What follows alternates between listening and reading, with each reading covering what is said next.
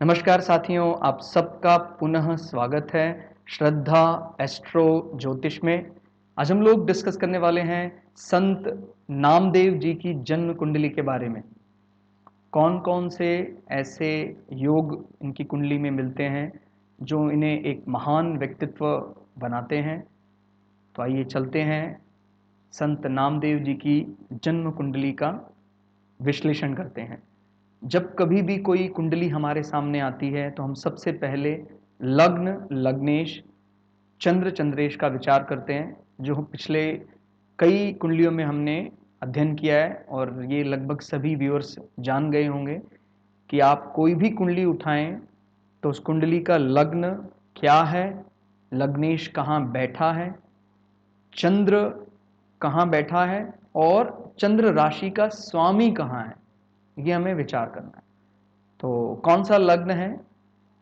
वृश्चिक लग्न। याद रखिएगा, वृश्चिक लग्न को काल पुरुष की कुंडली से भी अवश्य ध्यान रखना है।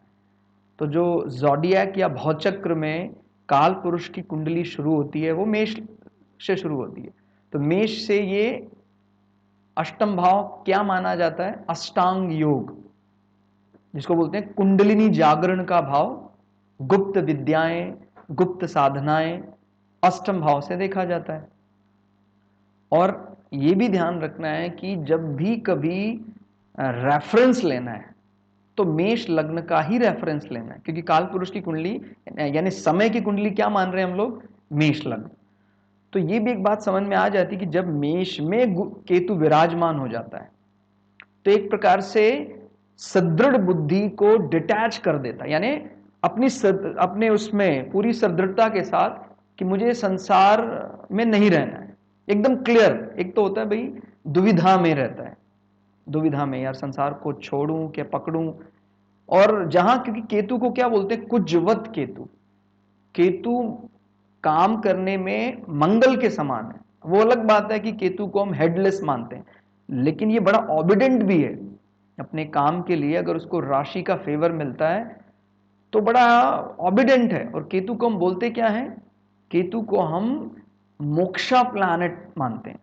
तो ज़ोडिएक या भौचक्र में जब हमारे बुद्धि में इसका प्रभाव आता है तो वो भी एक प्री इमेज लेकर जाता ही जाता है। कहीं भी जाएगा ये भाव, ये प्री इमेज रिप्रेजेंट करता है हमारे मन मस्तिष्क। यानी कभी भी इनके मस्तिष्क के बारे में अनुमान लगाया जाएगा संत नामदेव का, तो प्रथम भाव को देखा जाएगा, साथ साथ जो ज़ोडिएक में प्रथम राशि पड़ती है उसका भी हमें अनुमान लगाना है, उसको भी हमें देखना है कि कौन सा ग्रह वहां बैठा है। तो केतु बैठा है यहां जो डिटैचमेंट की बात करता है, अलगाव की बात करता है। सांसारिक दृष्टि से अलगाव शब्द अच्छा नहीं माना जाता है, लेकिन कुछ कुंडलियां लौकिक दृष्टि से नहीं बनी है, वो सिर्फ पारलौकिक दृष्टियों से ही उनका बल टटोला जा सकता है। तो ये जरूर आपको ध्यान रखना है कि कोई भी भविष्यवाणी करते समय ये बुद्धि में एकदम विचार क्लियर होना चाहिए, अपने को पता होना चाहिए कि आप सांसारिक दृष्टि से उसको अच्छा मानकर भविष्यवाणी कर रहे हैं कि उसको आप पारलौकिक दृष्टि से अच्छा मानकर भविष्यवाणी कर रहे हैं। अब कई दफा कहते हैं कि भाई आपका चतुर्थ भाव में बैठे हैं ये ग्रह, अष्टम भाव में बैठे हैं ग्रह, द्वादश भाव में बैठे हैं ग्रह, अच्छा नहीं है। और पता लगा कई कई ऐसे महान संत जिन्होंने भक्ति आंदोलन की नींव रखी, उनके कुंडली में कई ग्रह मोक्ष राशियों में या मोक्ष भावों में बैठे, तो हम कैसे मान लें कि वो खराब है? ठीक हो गया। तो अपने को ये एकदम क्लियर करना है कि 8 नंबर ज़ोडिएक में 8 माने मोक्ष राशि मानी जाती है। अब कहीं भी जाए उसका प्रभाव तो रहेगा ही। ठीक हो गया। और जब भी कभी लग्न के साथ अष्टम भाव का भी संबंध आ जाता है, ठीक हो गया, और एक माने एक प्रकार का धनात्मक संबंध ही हम इसको मान रहे हैं भाई, क्योंकि बुद्ध ऐसे नहीं कि अकेले अपने आप को मान रहे हैं। बुद्ध तो जिस माहौल में रहते हैं उसी माहौल में ढल जाते हैं। ठीक हो गया। इस घर में सबसे ज्यादा बलशाली होकर बैठे हुए हैं बृहस्पति और सूर्य। ठीक हो गया। बृहस्पति उन राजा के गुरु हैं, और शुक्र को भी अपना ध्यान रखना है कि जब बृहस्पति भी साथ बैठे हैं और बुध भी साथ बैठे हैं तो वो जो एनिमी वाला पार्ट है वो द्वंद्व तो रहता है, लेकिन एनिमी वाला पार्ट है काफी हद तक कम हो जाता है। कारण बुध एक ब्रिज का काम करते हैं। बुध सूर्य के मित्र हैं और वो शुक्र के भी मित्र हैं, तो कॉमन फ्रेंड है। इसलिए शुक्र को पूरी तरह से पीड़ित ना तो सूर्य कर रहे हैं यहाँ, और ना ही बृहस्पति कर रहे हैं। क्योंकि यहां पर एक अंडरस्टैंडिंग हमें यह भी याद रखनी है कि राजा को प्रिय है राजकुमार, माने बुद्ध। तो फिर चाहे बृहस्पति को बुद्ध का स्वभाव पसंद नहीं भी है, फिर भी ये एक अनुबंध के रूप में, एक पार्टनरशिप के रूप में ये चलेगा। ठीक हो गया। तो अष्टम भाव ने बड़े अच्छे ढंग से अपनी वापसी की है, और लग्न में जो सबसे प्रभावशाली ग्रह है सूर्य, उसके साथ अपनी मित्रता साबित कर दी है। ठीक हो गया। तो अष्टम भाव जिसको अष्टांग योग का माना जाता है, उसने उस राशि में, माने वृश्चिक राशि में अपने प्रभाव को साबित किया है। तो बहुत बढ़िया है। और सांसारिक दृष्टि से भी इच्छा पूर्ति हो रही है। कारण क्योंकि 11वें भाव में लग्नेश जाकर राजयोग बना रहे हैं। भाई फर्स्ट हाउस के लॉर्ड को माने मंगल इच्छा पूर्ति भाव में बैठे हैं, और वो शनि जो चौथे भाव का स्वामी है उसके साथ मिलकर एक राजयोग बना रहा है।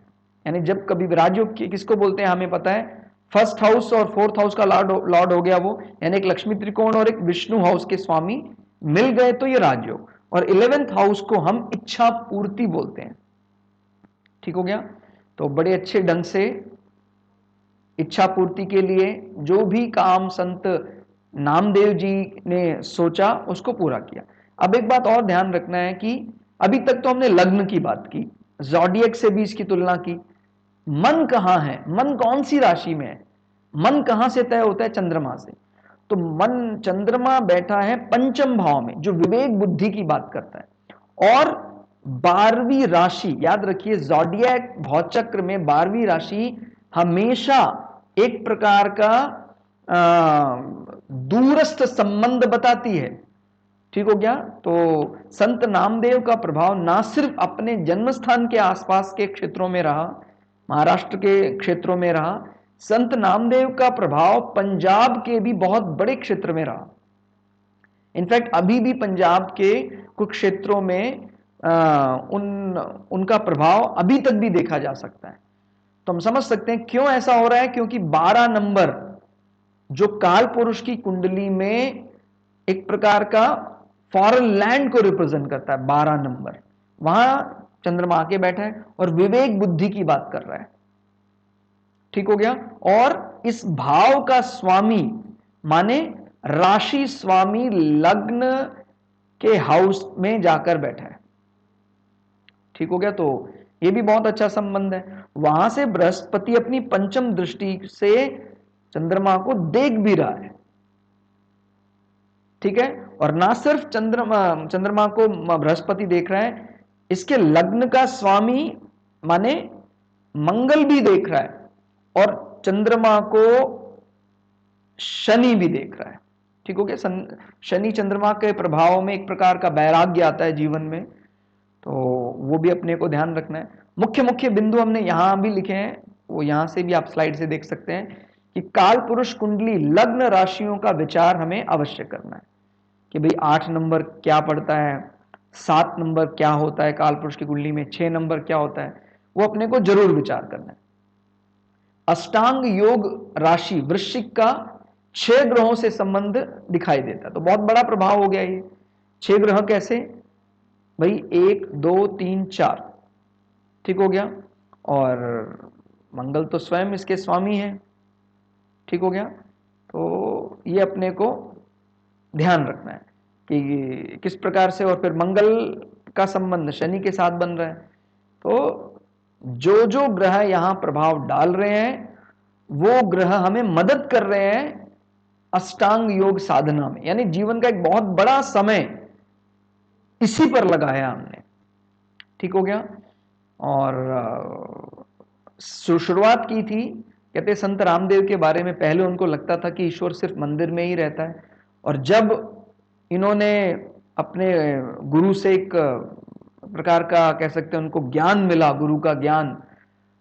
तो उस प्रकाश पुंज से जब ये इन्होंने अपने आप को प्रकाशित किया, उनको पता लगा कि जिस ईश्वर को मैं सिर्फ पहले मंदिर में ही ढूंढता था, अब वो कण कण में उनको दिखाई देता है। तो ये 8वें भाव का ये प्रभाव है, जिसको हम सामान्यतः सांसारिक दृष्टि के महत्व के लिए महत्वहीन भी मान लेते हैं कि भाई हम कोई पूछेगा 8वां भाव, कहते जी 8वें भाव का हमें क्या करना है। लेकिन हम ये भूल रहे हैं, हम संसार में आए हैं, वो कई दफा ऐसा लगता है अष्टम भाव की सांसारिक दृष्टि से निरुद्देश्य है वो व्यक्ति, उसका कोई उद्देश्य नहीं है, सांसारिक मूल्य उसके जीवन में कुछ महत्व नहीं रखता है। लेकिन आए किस लिए हैं, वो ही 4, 8, 12 बताता है। तो ये अपने को ध्यान रखना है कि खाली इसी में लगे रहेंगे आप, तो वो बैलेंस बनाना बहुत जरूरी है कि लोक भी और परलोक भी। तो जब भी कभी हमारे सामने इस प्रकार के चार्ट आएंगे, तो ये पारलौकिक विषयों को भी हमें अच्छे से टटोलना है, ताकि कोई भी भविष्यवाणी गलत साबित ना हो। ठीक हो गया। 3 मोक्ष राशियों पर बृहस्पति और चंद्रमा का प्रभाव दिखाई देता है। ठीक हो गया। तो 4, 8, 12 होता तो बृहस्पति बैठे ही है मोक्ष राशि में, फिर पंचम दृष्टि भी है, नवम दृष्टि भी है, और इसी प्रकार से चंद्रमा का भी प्रभाव दिखाई देता। भी चंद्रमा स्वामी है लक्ष्मी त्रिकोण, मोक्ष राशि भी मानी जाती है कर्क राशि, और बैठे कहाँ है, वो भी जल तत्व राशि मोक्ष राशि में बैठे हुए हैं। तो चंद्रमा का भी मोक्ष राशियों में प्रभाव दिखाई देता है। ठीक हो गया। और इसके बाद चंद्र कुंडली से भी ग्रहों और लग्न का अध्ययन करना जरूरी है।